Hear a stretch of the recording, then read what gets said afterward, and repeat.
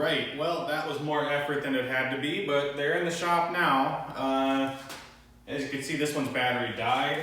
I didn't have a jumper that could start it. For some reason my jump pack can't seem to start anything lately. I've been assured that these things have neutral. There's neutral in the throttle, but that's not real neutral. I'm told you can disengage the hydraulics from a tab right there. And this tractor has it. It's in neutral right now and it was driving, so I'm inclined to believe it doesn't work on this tractor, it's broken. This tractor doesn't even have it. There's no neutral on this one, and if the throttle is neutral, since someone has monkeyed with it, the axle locks. So kudos to this one for being able to drag it in. That was actually pretty impressive. So I'm going to take the parts we need out of this one, stuff them in this one, get a blower on it, and see what happens. If you remember the last video, it actually ended with this thing mowing the lawn successfully and then burning the starter out. Of course, in my neighbor's lawn, because machines have a way of knowing when they're somewhere inconvenient. And I had actually taken the starter out of that New Holland, tried to put it in here, but the gear for the starter on the New Holland had too many teeth. Or I should say, it had more teeth than the starter that came off of here. So I ordered a new starter online, and it actually has the same number of teeth as that starter, which was also too many, or so I thought. So I don't actually have the old starter anymore, I threw it away, but I took the sprocket off the old starter and put it on this one, put it in, bolted it on, and it just spun. And I scratched my head for a while on that, and I'm still scratching my head. I put the stock gear back on this one, the one that came with it, and bolted it on, and it engages and disengages perfectly. It actually starts way better.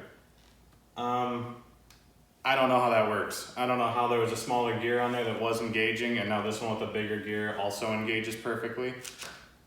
The starters are the same diameter, the brackets are in the same spot. There's literally no difference. I've stared at it for a while. No idea. What I do know is it works, and who cares? If you remember after the first video, starting this thing sounded awful. Listen to it now.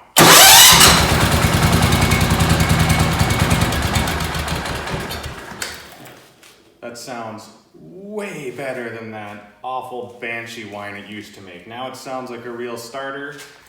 Seems to spin the engine faster, and this thing is having a much easier time starting with this one.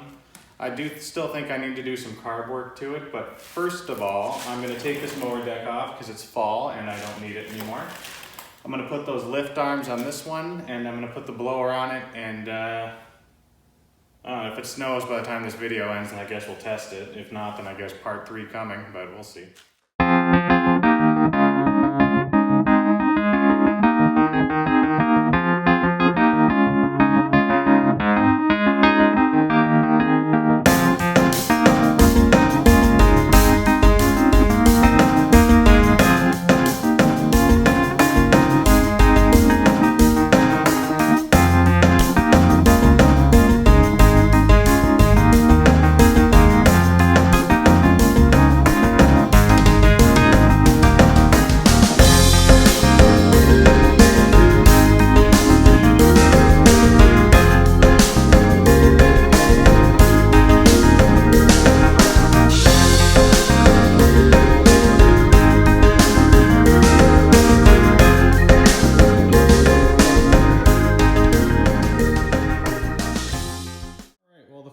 Is off of this one. Had a kind of a pleasant little surprise here.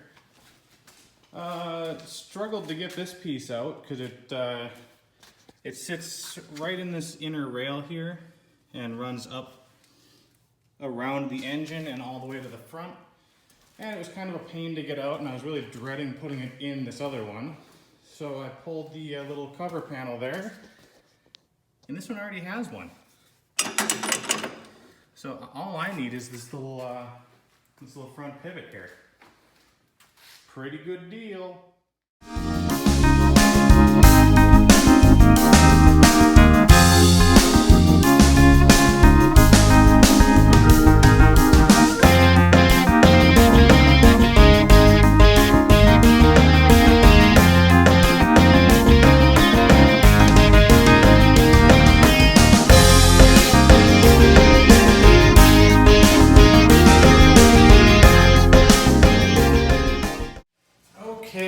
so the front lift is on.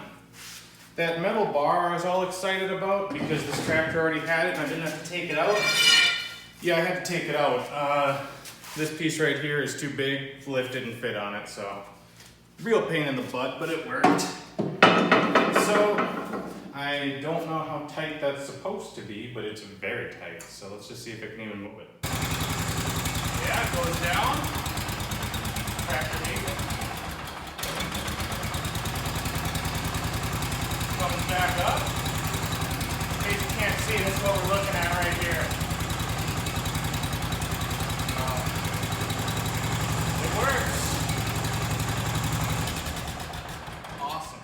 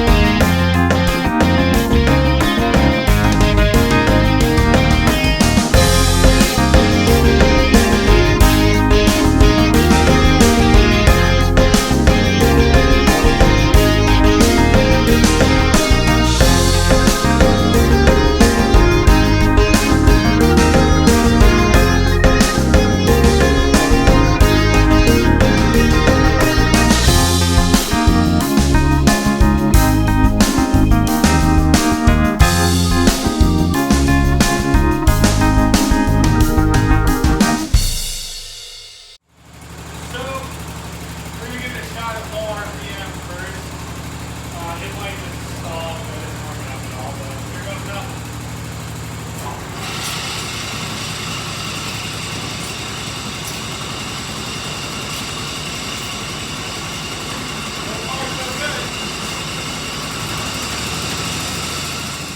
So apparently this tractor and its blower produce the sound that makes iPhones not focus anymore. This video got really shaky and choppy despite this thing being on a tripod and I can't stabilize it. So I guess enjoy the snowblower turning and enjoy the bad video quality.